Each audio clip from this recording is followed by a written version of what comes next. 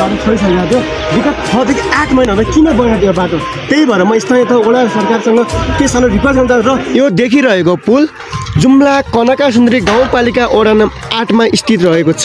दर्शक नमस्कार, तपाईहरु यतिखेर हेर्दै हुनुहुन्छ जुम्ली भोइस मिडिया। जुम्ली भोइस मिडिया तपाईको प्रश्न तपाईको उत्तर लिएर हामी यही पुलमा छौँ। तपाईले भन्नुभएको थियो कनका सुन्दरी गाउँपालिका वडा नम्बर 8 जुन यो वडा कार्यालयदेखि यो पहिला यता हामी पुल थियो, अहिले यो पुल गाईचल्ने पुल भएदेखि मैले एउटा भिडियो हालेको थिएँ जुम्ली भ्लगमा। जुन पुल होइन 6 देखि 8 महिना भयो यो पुल बनेको, र अहिलेसम्म यहाँ तपाईँहरूको प्रश्न हेर्छतिर गाडी के अरे बाइकहरू चल्दैन भन्नुभएको थियो है।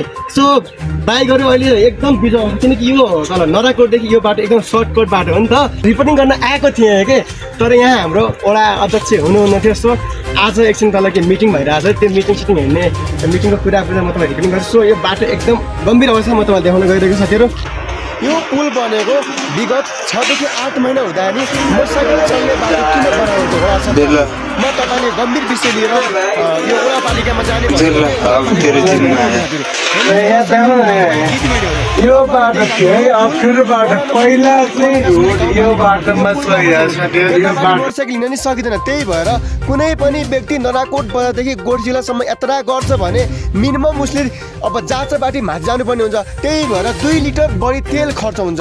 यदि यो पुल बनेको भए बिचराको 2 लिटर तेल बस्थ्यो भन्ने हामी अनुभव गर्छ साथीहरू। त्यही भएर वडा सरकारको ध्यान आकर्षण छिट्टै होस् कि यो पुल छिट्टै बनाओस्। यो जग्गा भन्ने यो बाटो छोडिसकेको थियो।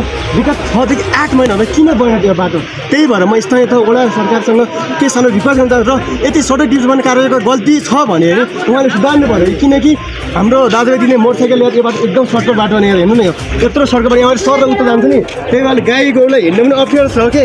त्यही भएर मैले तपाईँलाई सानो रिपोर्टिङ गरेर साथीहरू है त। पहिलाको बाटो विकास त भयो,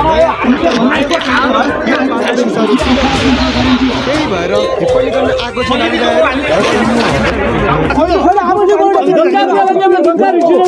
यो छलफल अरूको विषयमा नभएर यही पुलको बाटो बनाउने विषयमा भएको हो साथीहरू। त्यही भएर 10 मिनट श्रोता तपाईँहरू अब यो पुल छिट्टै बनेको हेर्नुहोस्। आज चाहिँ यो हाम्रो यो पुलको बाटो बनाउने विषयमा समिति गठन भएको छ। 10 मिनट श्रोताहरू म तपाईँहरूको प्रश्न ल्याएर यही पुल बनाउने ठाउँमा आएको थिएँ। तपाईँहरू देखिराख्नु भएको पुल बनाउने विषयमा छलफल हुँदैछ। अब केही दिनमा सायद पुल बन्छ होला है साथीहरू। त्यही भएर तपाईँ धैर्य गर्नुपर्ने हुन्छ, किनकि यत्रो 8 महिना हामी बस्यौँ अनि तपाईँले भन्नुभएको छ किन बनेन त पुल भन्ने। स्थानीय तहको स्थानीय सरकार कमी कमजोरी हो कि होइन, सडक डिभिजन कार्यालय जुम्लाको कमी कमजोरी हो कि अथवा पालिकाको कमी कमजोरी भन्नुभएको थियो नि त। यसमा कम कमजोरी सबै रहेछ, यता बजेट अलि नपुगेर त्यही बजेटको कारणले यो पुल रोकिया रहेछ।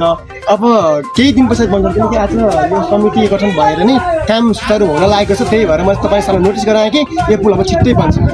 10 मिनट श्रोताहरू यो पुल बन्ने भएर समिति गठन भएको छ।